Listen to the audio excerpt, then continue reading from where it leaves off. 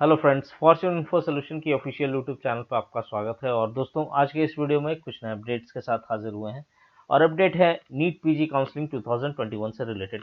जी हाँ दोस्तों, जैसा कि आप जानते हैं कि एमसीसी की all India quota deemed and DNB की first round of NEET PG counselling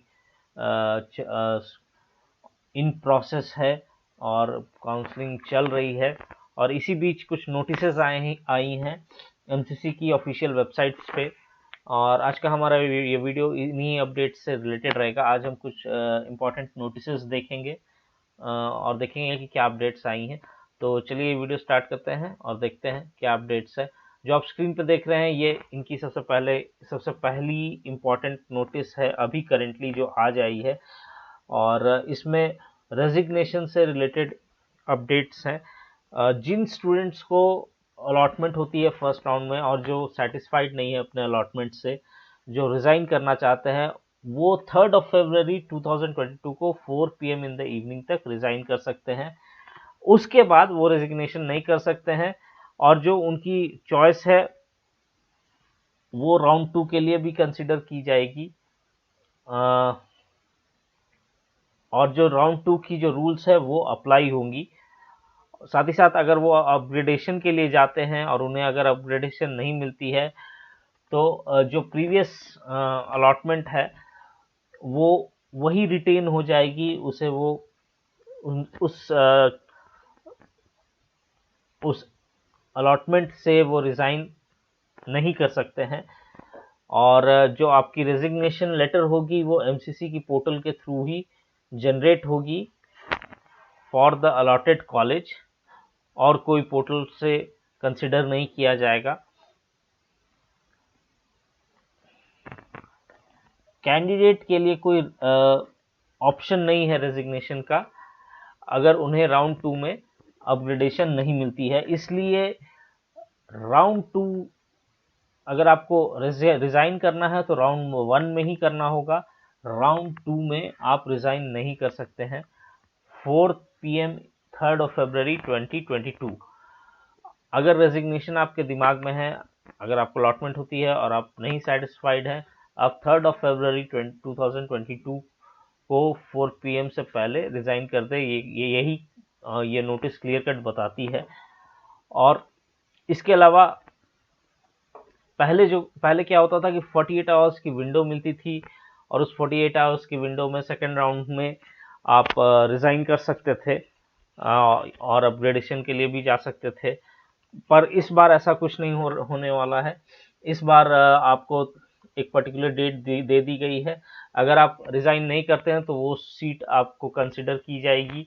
और अगर आप अपग्रेडेशन के लिए जाते हैं और आपको अपग्रेडेशन नहीं होती है तो वो जो प्रीवियस सीट है उसको आप रिज़ाइन नहीं कर सकते हैं, उसको आपको रिटेन करना होगा। अब अपग्रेडेशन में बेसिकली आप सीट जो है प्रीवियस अलॉटमेंट को होल्ड करके न्यू अलॉटमेंट के लिए जाते हैं, और अगर न्यू अलॉटमेंट मिल जाती है तो प्रीवियस अलॉटमेंट कैंसिल हो जाती है।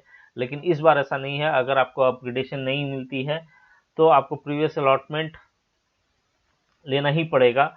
पहले आप प्रीवियस अलॉटमेंट से भी रिज़ाइन कर सकते थे, लेकिन इस बार ऐसा कुछ नहीं है।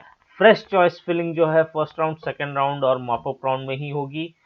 स्ट्रे वैकेंसी राउंड में नहीं होगी।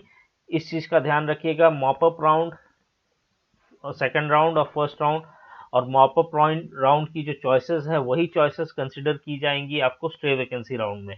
तो ये चीज़ थोड़ी ध्यान में रखिएगा। और साथ ही साथ ये भी ध्यान में रखिएगा कि आप अगर first round free exit generally होता है, अगर रिज़ाइन करना है तो आप फर्स्ट राउंड में 3 फरवरी 2022 तक ही रिज़ाइन करते हैं। तो ये हो गई एक नोटिस दोस्तों, जो कि बहुत ही इंपॉर्टेंट नोटिस है और एमसीसी की ऑफिशियल वेबसाइट पे अवेलेबल है। आप जाके चेक कर सकते हैं, देख सकते हैं। अब एक और नोटिस एमसीसी की नोटिस पे नज़र डालते हैं। दूसरी नोटिस फ्रेंड्स 17 जनवरी को डेटेड है। और दूसरी नोटिस में कुछ डीएनबी सीट्स विड्रॉ की गई हैं ऑल इंडिया कोटा से।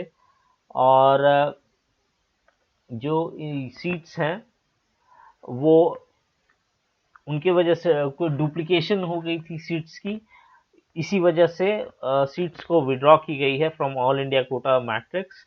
और ये सीट्स हैं जो विड्रॉ की गई थी anaesthesia all India quota Rajiv Gandhi medical college Kalwa Thane Maharashtra, and for DNB general medicine obstetric gynaecology and ophthalmology UR category में एक सीट, ओबीसी में 2 सीट, यूआर जनरल मेडिसिन में 3 सीट, ऑब्स्टेट्रिक्स एंड गायनेकोलॉजी में 1 seat and OBC ophthalmology DNB में 1 seat, paediatrics all India Kota में 1 seat, paediatrics all India Kota ST category में 2 seat, radio diagnosis में OBC में 1 सीट, डर्मेटोलॉजी में 1 सीट, ऑर्थोपेडिक्स में एससी कैटेगरी में 1 seat and orthopaedics unreserved category में 2 सीट्स। ये सीट्स सीट डुप्लीकेशन की वजह से इन सीट्स की विड्रॉल हो गई है। ये दूसरी नोटिस है, इम्पॉर्टेंट नोटिस जो आई थी। मोस्टली लोगों ने देख लिया होगा, लेकिन फिर भी काफ़ी इम्पॉर्टेंट है, इसलिए मैं ये नोटिस बता रहा हूँ। अब एक और नोटिस पे हम जाएंगे जो कि आज ही आई है और कर्नाटका स्टेट से रिलेटेड है नीट पीजी काउंसलिंग के लिए। तो फ्रेंड्स, जो आप स्क्रीन पे देख रहे हैं वो कर्नाटका स्टेट से रिगार्डिंग है।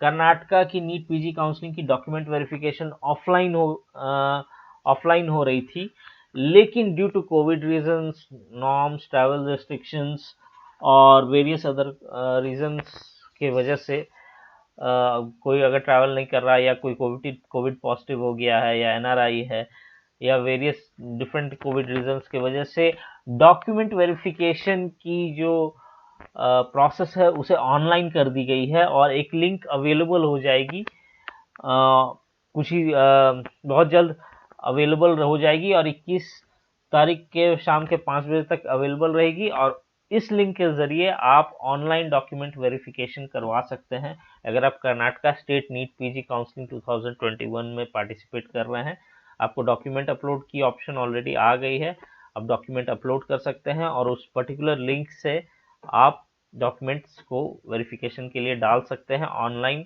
घर बैठे। आपको कहीं जाने की ज़रूरत नहीं है। अगर आप आ सकते हैं कर्नाटका बैंगलोर में आके वेरिफिकेशन करवा सकते हैं, वेल एंड गुड। अगर आप नहीं करवा पा रहे हैं तो आप घर बैठे ही डॉक्यूमेंट्स को अपलोड कर सकते हैं। तो ये बेसिकली ये भी आज ही आई है और ये कर्नाटका की ऑफिशियल वेबसाइट kea.kar.nic.in पे ये नोटिस अवेलेबल है। तो इस वीडियो में दोस्तों इतनी ही अपडेट्स। अगले वीडियो में कुछ और न्यू अपडेट्स के साथ हाजिर होंगे।